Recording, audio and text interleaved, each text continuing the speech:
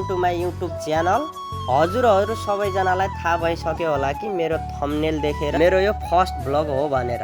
मेरो personal detail दिनु पर्दा म खडक बुढाथोकी यानि कि केबिटी ब्लग।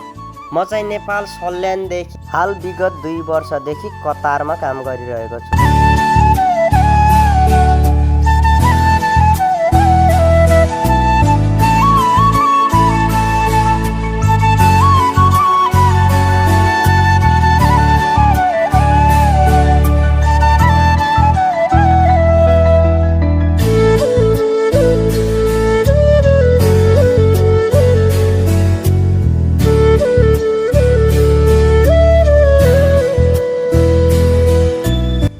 र अहिले चाहिँ हामी कतारको साइकल रोडको पछाडिपट्टिको एकदमै सुन्दर फुलबारीमा आएका छौँ।